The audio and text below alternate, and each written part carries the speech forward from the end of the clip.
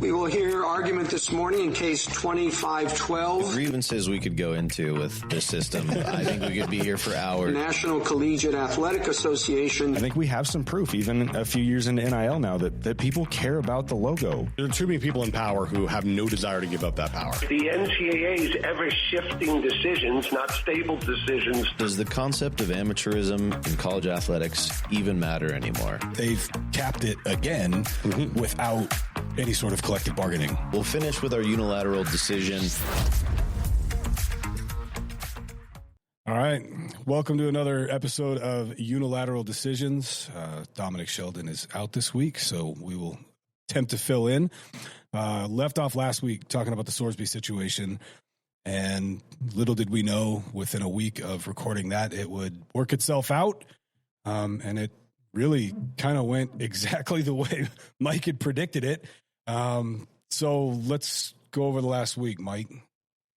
Yeah. So, I mean, obviously we saw a lot happen since we recorded, since we dropped the episode.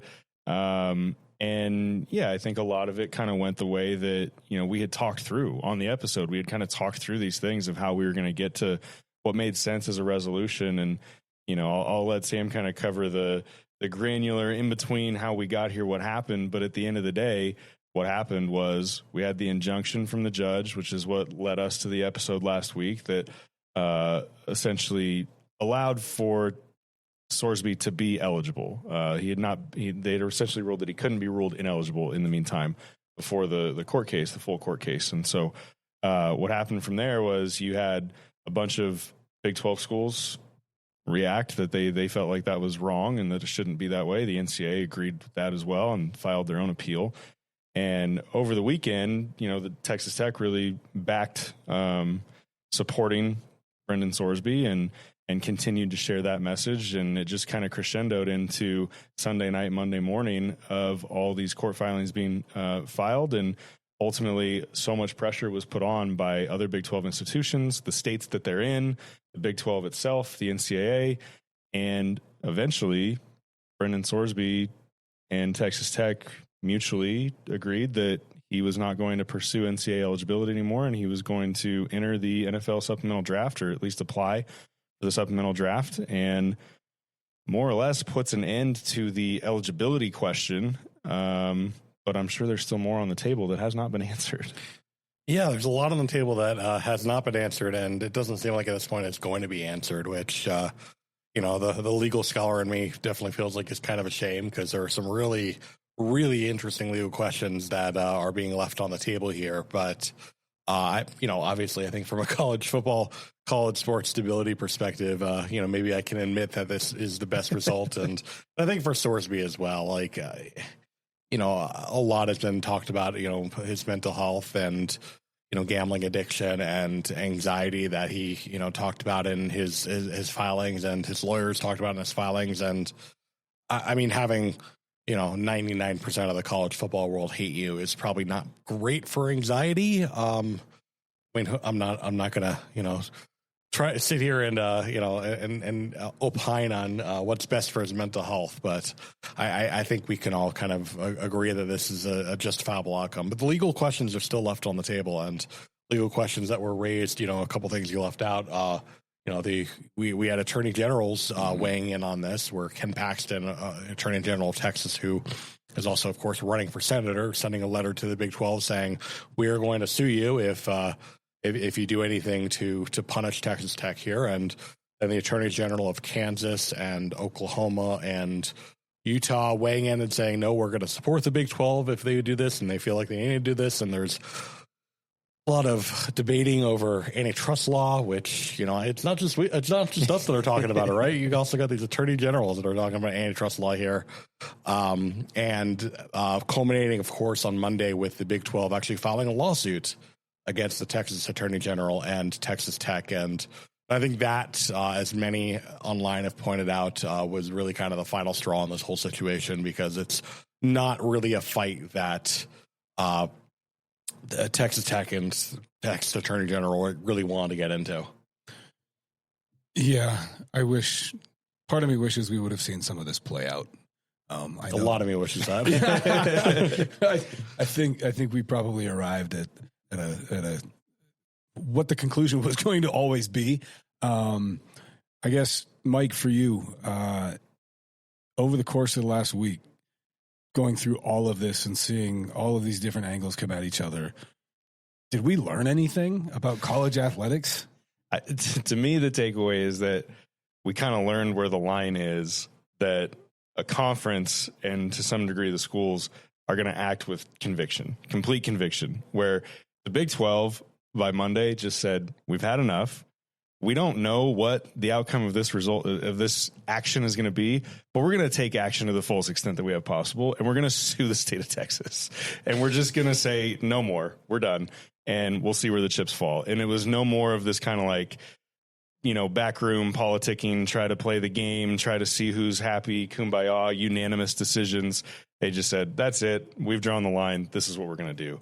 And I don't think we've seen a ton of that. I think we've seen, in previous transgressions, I think a lot of the rulings have kind of been taken and we say, we don't like it, but, we'll go ask Congress for something and we'll go, try to make this right another way. And I just feel like the biggest difference in this one was that they just said, we can't do this anymore and we're going to take action. And I'm curious to see what that changes as far as people's attitudes. This was an outlier, I think, for sure. I think, which is part of what we talked about last week on the episode, was that this was just kind of the issue at hand was something that really everyone has kind of agreed on forever.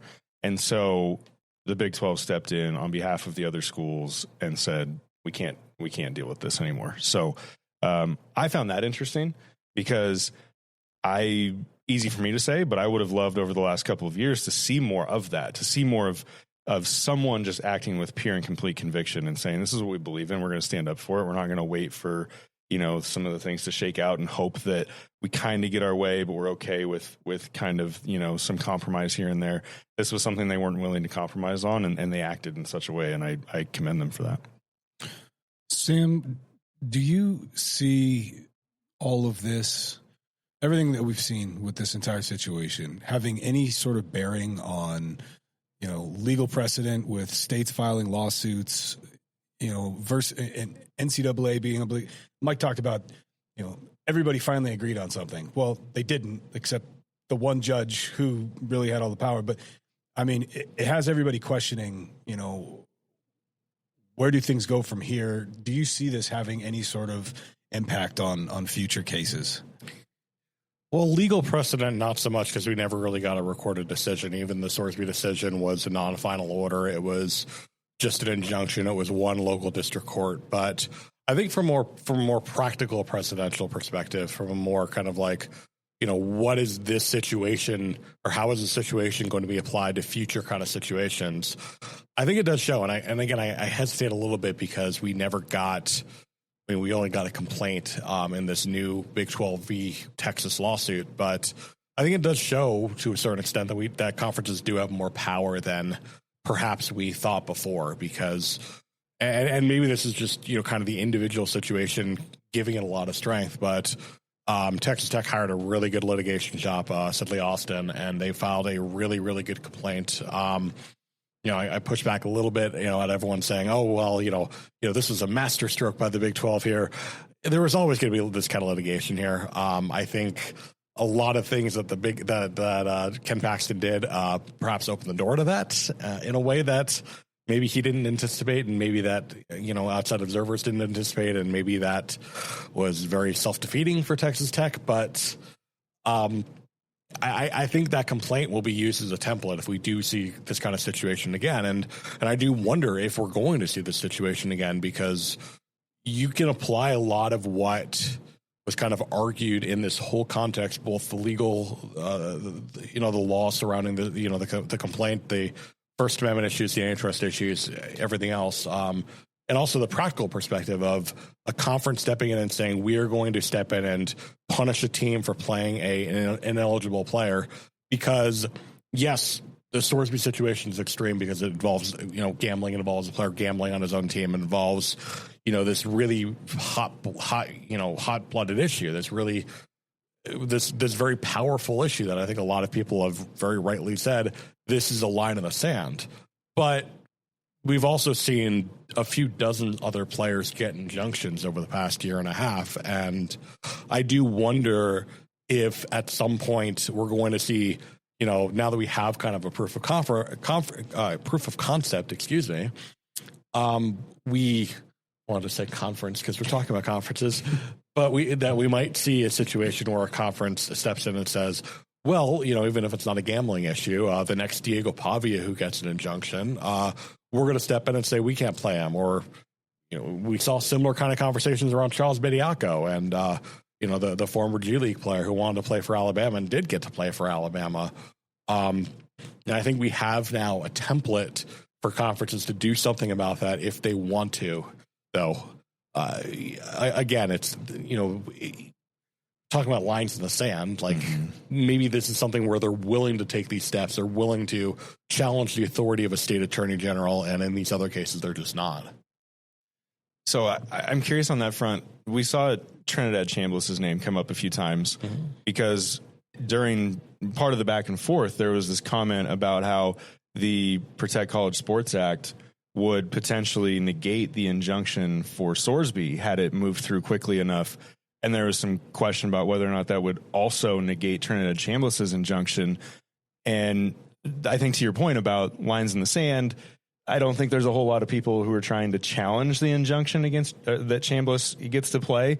But is that an example that we just kind of talk through in real life? First of all, the PCSA and your belief about whether or not that would have impacted Sorsby and Chambliss the way that you know it today, but also Chambliss is one of those injunctions theoretically that somebody else could look at through a different lens now, having seen the way that the Sorsby deal played out, and there theoretically could be a way to move forward, to challenge the injunction. Is that what I'm understanding? Because we're trying to figure out if the state courts have the same power that they had a month ago. Yeah, no, exactly. And I think that's a really good point where it's the exact same kind of situation where we have this injunction. We have Trinidad Chambliss. I mean, the legal language in the PCSA, the statutory language that would be in place if the PCSA is passed, it is the exact same application between Sorsby and Chambliss. It's not like there's a specific carve out that's being talked about for gambling. I mean, there is, but it's part of the same thing. Like if you go into the kind of the weeds of the PCSA, the provision that's being talked about is the preemption provision, where it says that while state contract law is generally not preempted by the statute, anything that's directly affecting anything that's directly affecting the kind of the provisions of the statute, the power that's given, or the rules that are changed by the PCSA more directly, including eligibility, that's something where it is going to be affected, and that is something where you could see, depending on whether they actually do this, depending on whether the NCAA maybe grants a waiver, considering that, yes, they did appeal it to the Mississippi Supreme Court, so it's not really accurate to say that, they didn't fight it, but it could be a situation where the NCAA says, we already lost that battle. Let's not make new entities. Let's not make or kind of give an opportunity or create an opportunity for someone to challenge the PCSA. Let's just cede ground on this and kind of move forward. But the same language does apply. So hypothetically, if the PCSA is passed before the football season, the same kind of principle would apply. And not only would Sorsby have been, ineligible again, his injunction, arguably probably removed, but Chambliss would as well. Well, on the PCSA front, Sam, based on everything that we saw over the last week, what is the future of the PCSA, and do you think any of this is going to impact, the outcome?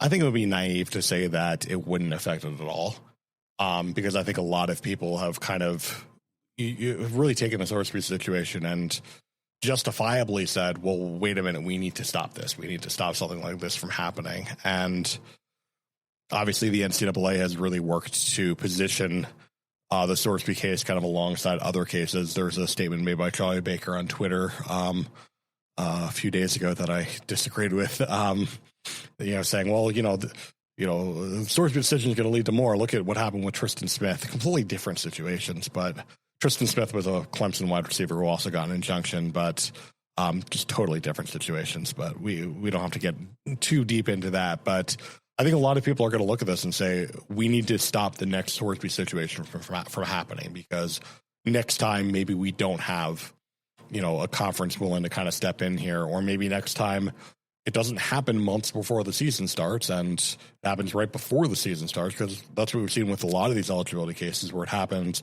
right before the season starts or even a few weeks into the season, where it's a lot harder to kind of mobilize and control it as quickly as you really kind of need to. I mean, yes, this all happened in a week, but there's a lot that kind of led into that. And even if you have that template, I think a lot of people would be more comfortable if there was a federal law that basically said, just like we just talked about. I mean, not only this with Sorsby, with Chambliss, to say this is going to get cut off at the root. This is not going to happen at all. The judge is just not going to have the power at all, hypothetically, and we can maybe get into whether that would actually be realistic. A judge is not going to have the power to, at least hypothetically, be able to issue this injunction in the first place. On the PCSA front, I'm curious to get your take on the two players associations that came out in support of it, and why they would do that, and what your read is on that situation as it pertains to, you've got the SEC and the Big Ten who don't like it as written. Maybe they like the overall concept of it, but they don't like it as written. You've got now two powerful professional players associations coming out in support of it. What do you make of the different sort of jockeying of the groups that have supported it and not? Yeah, I was a little surprised by the NFLPA and the NBPA's statement supporting the PCSA. I'm not sure I necessarily read their statements as being like, we support this act or this bill as written. So maybe they're like, I read a little more hedging into it, and like, we're supportive of the conversations more than anything else. I know they're really big fans of the health and safety stuff that was put into it.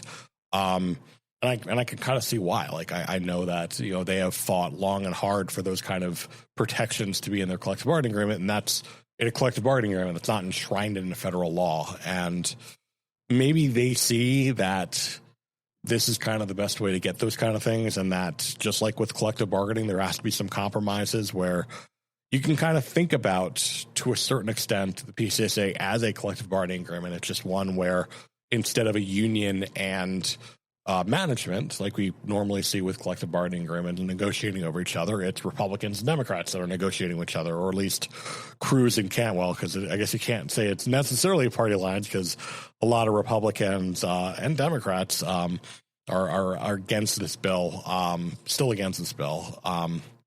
So yeah, again, I was pretty surprised by those statements, but I think it does reflect that really that they really appreciate the health and safety protections. They appreciate that kind of thing being added in there and being enshrined in federal law. You said collective bargaining. I didn't bring it up first. You led a horse to water. Yeah, I mean, I do think it's interesting that you've seen some more people come out talking about collective bargaining, even though they don't want to call it collective bargaining. Collective bargaining over the course of the last week, I think this situation has absolutely reminded everybody that they've lost complete control. And I think there's a misnomer that there's only one way to solve this, that being the federal government. I think there's other options. I think collective bargaining, as you mentioned, is one of them. All right, is it unilateral decision time, or is there anything we need to... You just brought up an interesting point that I do want to kind of touch on, where you said people are talking around it, not necessarily naming it.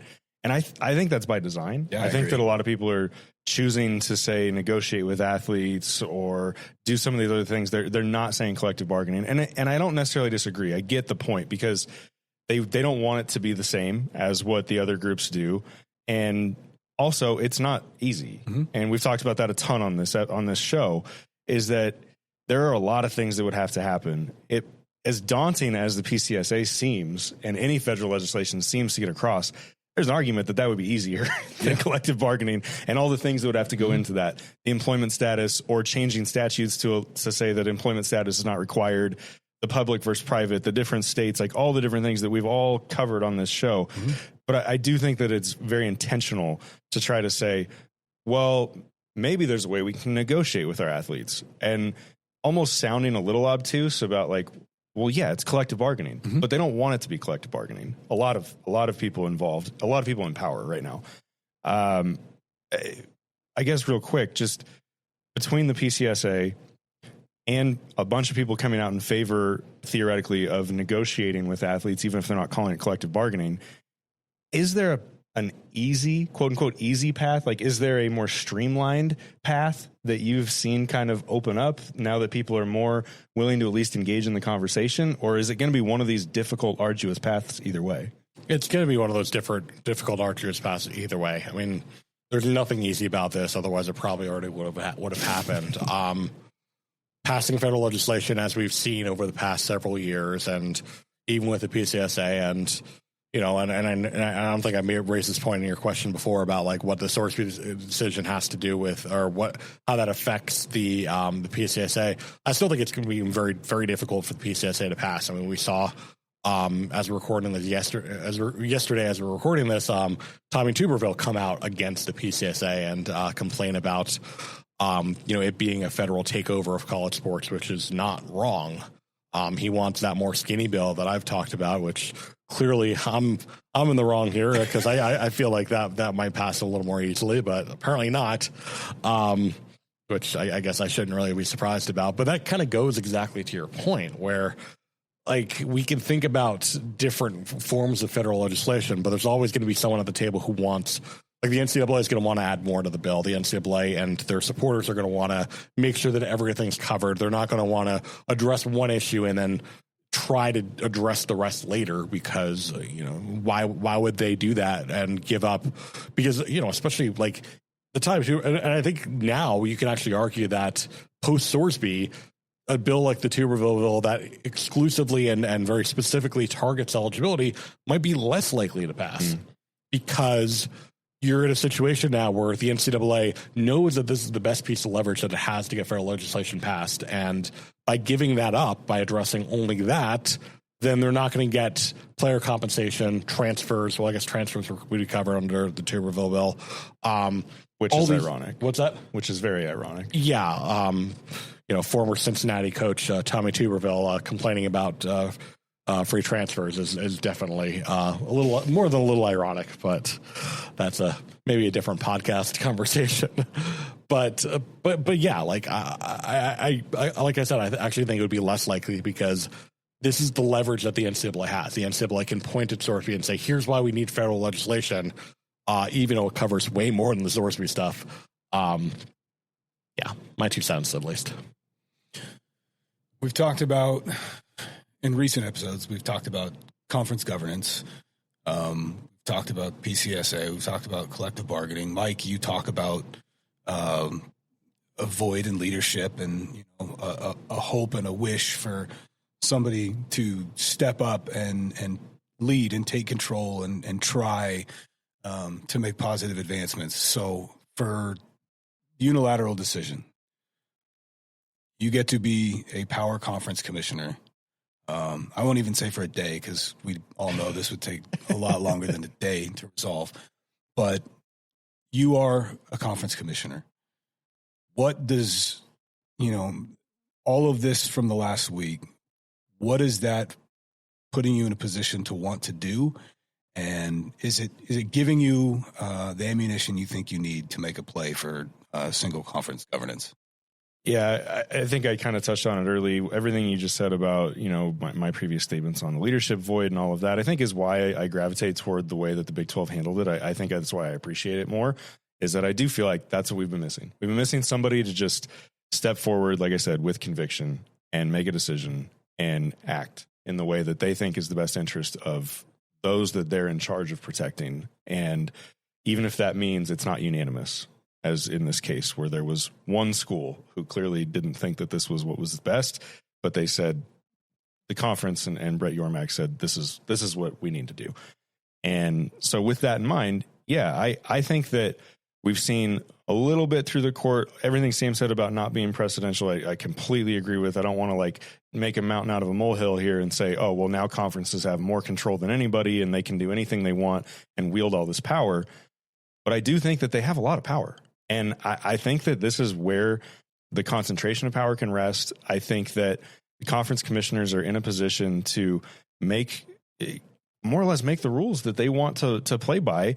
And part of it, I also think they have a huge role in whether we call it employment or anything else with the athletes, but to be the source of the athletes and where the athlete, rights are pooled and where the athletes are kind of governed, not only the schools. And so we've talked before about the media rights and where those live right now and all the reasons that that's the case from a legal standpoint. And I don't see that changing. And then you've got this opportunity as a conference to step into the void. The NCAA, whether you like or dislike the way that they have tried to lead through this, it's been shown left and right that they're going to have a really hard time doing it because they almost have too much power. And so someone else has to step up. And I think the conferences can do it. I think that the Big 12 just showed us a little bit of a roadmap.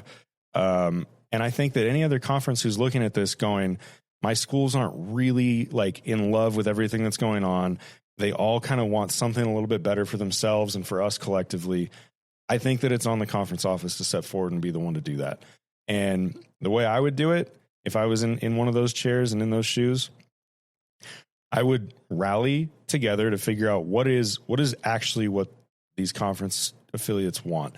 And honestly, I think the Pac-12, and whether we call them a power conference or not, remains to be seen. But the Pac-12 is in a really good position to try to do something like this right now.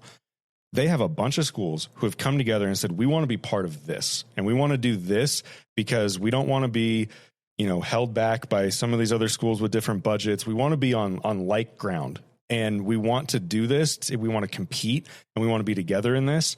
And I think that when you have that collective action that they've all taken, a lot of these schools jumped from the Mountain West, not really knowing exactly what the punitive measures were going to be, how much that was going to cost them.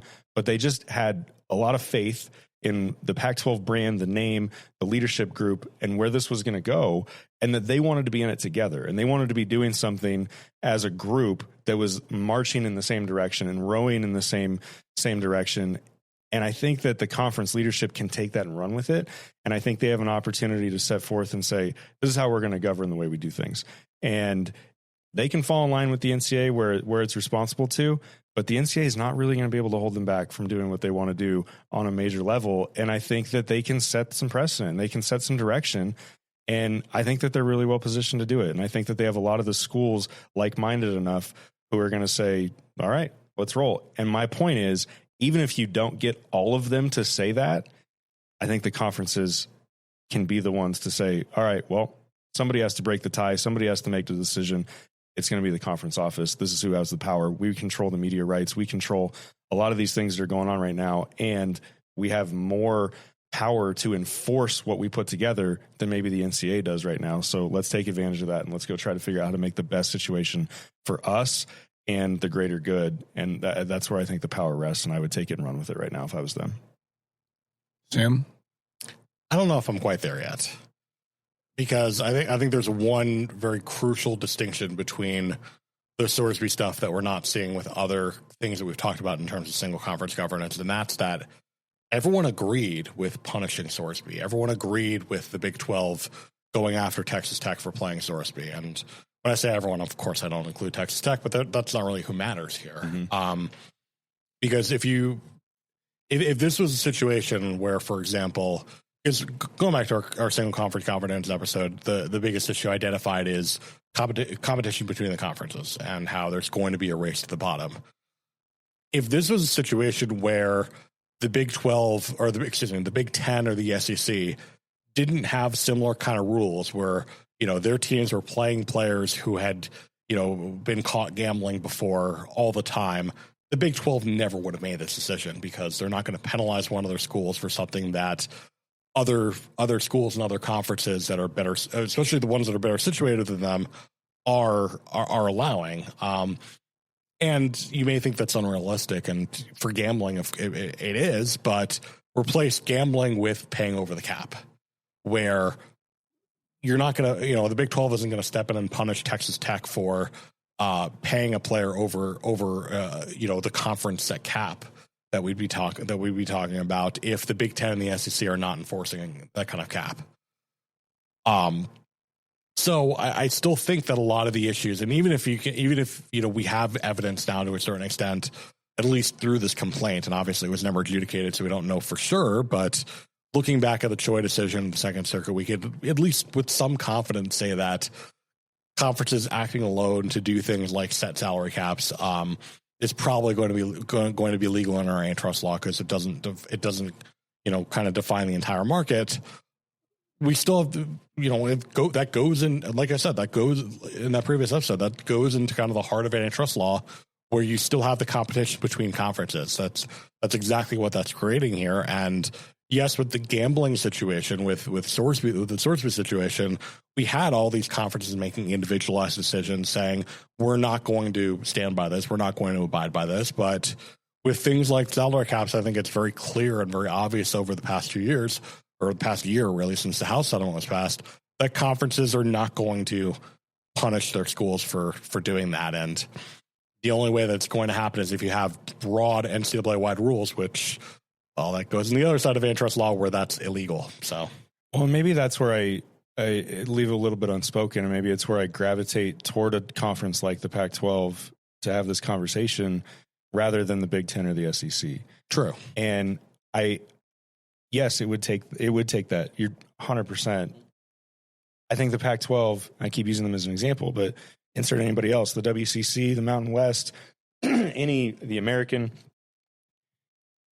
I think that if somebody looked in the mirror, if I'm commissioner for a week or a month or whatever we decide here in this decision, you got to look in the mirror and say, who are you? And do we need to try to be competing with the SEC? Is that what we collectively want? And is that what's good for us as a conference and really the ecosystem as a whole? Like, is that what is best for us? Because I think that those conferences could much more easily put into place an actual salary cap, call it what you want, rules to enforce that if you're going to act outside these bounds, we're not going to engage in this race to the bottom. And that's where I feel like we talk about the leadership void. I talk about the leadership void. That's where I feel like it has to start. Like, I don't think that the Pac-12 is trying to be the NFL light, where maybe the SEC and the Big Ten are. And I think that if you can admit to that and you can set yourself up to, at a conference level, be more concerned with how you operate as a conference and as the schools within your conference, rather than always looking over your shoulder. Because at some point, if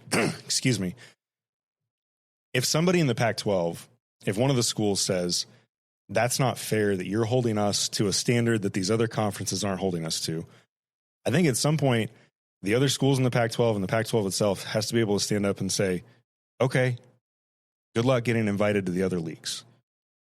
If that's where you want to be, go be over there. And I guess that's what I'm hoping for and looking for. And I'm not going to see that out of the Big Ten and the SEC. And I get that. And probably not the ACC and the Big 12 right now. But I think there's other conferences that have the ability to set what this looks like and create a framework that a conference could be the one to take the leadership. No, and I think that's entirely fair. It's just, I think when we look at the history of college sports and especially college football, I think it's a tough ask to voluntarily say, we are not going to be competing for national championships. We're going to settle for competing for conference championships and the ability to play in the college football playoff.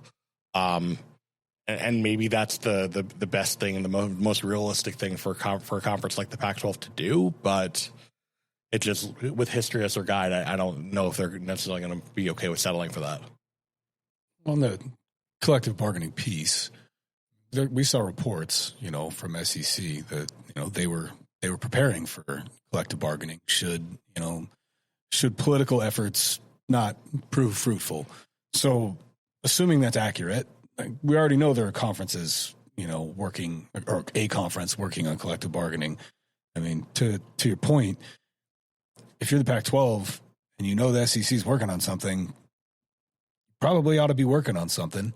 And I can't fathom, and I know all the conferences are different, but I can't fathom that a final document for the SEC would be all that much different than a final document for the Pac-12. And if we can get all of the conferences to come out publicly and say, this is something we are working on. Should PCSA not move forward?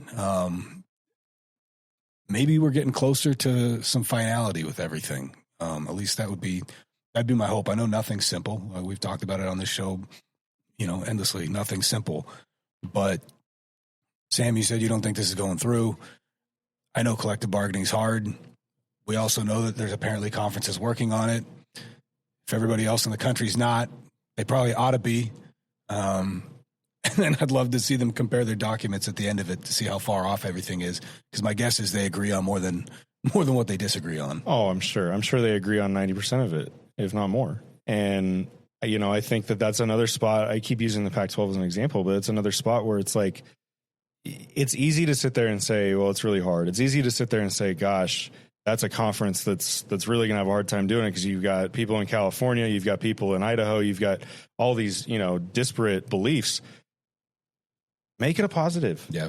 Make it a positive that you're going to have so many protections because you do have California schools. And look at all the things that we're going to do for all these other athletes who may not have that opportunity. Were they not in this coalition that includes people in California who need to have certain protections and other states that have rules like that and laws like that? So I think that if you were willing to look at it in a more optimistic view as a conference or even as a school, I think that there's a way to get there. I think that there are so many positives to be found from finding your way to do it. When you get pigeonholed a little bit, which the schools aren't going to do it because it's so different from state to state, and I can understand that. The NCAA is not going to be allowed to do it without some federal action, and then they're choosing not to.